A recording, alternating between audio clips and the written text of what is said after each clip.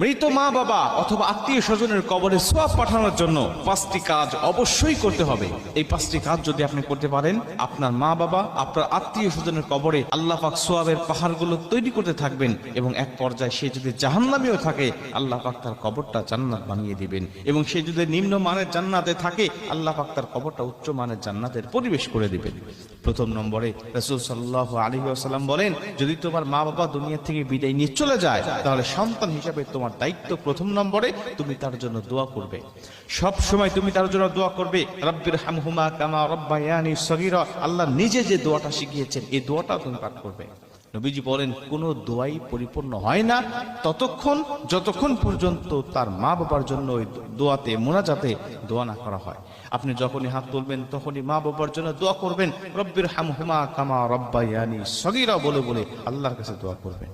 এটা হলো প্রথম নম্বরে তার জন্য দোয়া করা। 2 নম্বরে তাদের জন্য অল্প কিছু হলেও নিয়মিত দান সদকা করা। আপনার মা বাবা চলে গেছে, মা বাবা বিদায় নিয়ে চলে গেছে, তাদের জন্য অল্প সামান্য পরিমাণ হলেও আপনি তাদের জন্য দান সদকা করবেন। গরিব দুঃখীদের মাঝে বিলিয়ে দিবেন, বিপদগ্রস্ত মানুষের মাঝে বন্টন করে দিবেন।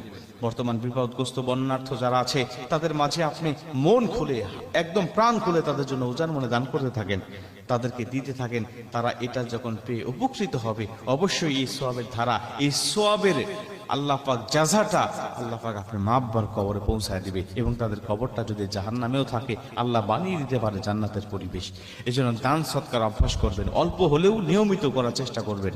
কাউকে খালি হাতে ফিরাবেন না, যে আসবে সাহেলকারী তাকে দিয়ে দেওয়ার চেষ্টা করবেন। 3 নম্বরে ওই মা বাবার আত্মীয় স্বজন যারা দুনিয়ার জমিনে জীবিত আছে, তাদের সাথে ভালো ব্যবহার করা, উত্তম আচরণ করা, তাদের নেওয়া।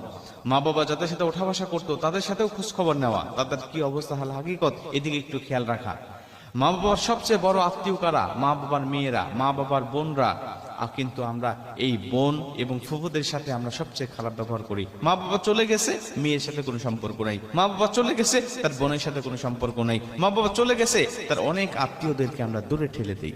কিন্তু না, রাসূল সাল্লাল্লাহু আলাইহি ওয়াসাল্লাম বলেন, তোমার মা বাবা যখন চলে যাবে, তোমার মা বাবাকে ভালো রাখার জন্য, কবরে ভালো রাখার জন্য তুমি দুনিয়াতে তার আত্মীয় স্বজনের সাথে ভালো ব্যবহার করো, উত্তম আচরণগুলো করো। আমার আল্লাহ পাক এর বিনিময়ে তোমার মা বাবাকেও ভালো রাখবে।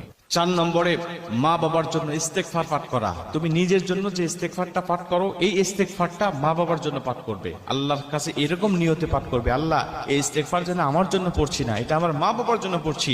আল্লাহ তুমি আমার মা বাবাকে ক্ষমা করো, এই ইস্তেগফারটা আমার মা বাবার জন্য কবুল করো। আল্লাহ পাক তোমার মা বাবার জন্য তোমার ইস্তেগফারটা কবুল করে নেবে। এবং 5 নম্বরে তারা যদি কোনো ঋণ করে যায়, এই ঋণটা তুমি আপ্রাণ চেষ্টা করে তুমি পরিশোধ করার চেষ্টা করবে। মা বাবা ঋণ করে চলে গেছে, অনেক সন্তান আছে এই ঋণটাকে পরবর্তীতে অস্বীকার করে বসে। মা বাবা পাবে অমুকের কাছ থেকে, সেটা নিয়ে নিতে দ্বিধা নাই, সেটা নিয়ে নিতে কোনো রকম দেরি নাই।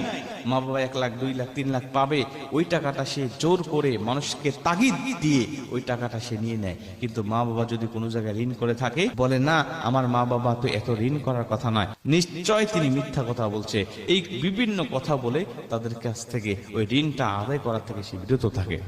প্রিয় ভাই, মনে রাখবেন যে মা বাবা আপনার জন্য এত সম্পদ রেখে গেল, বাড়ি ঘর রেখে গেল, কিছুই তো সে কবরে নিয়ে গেল না।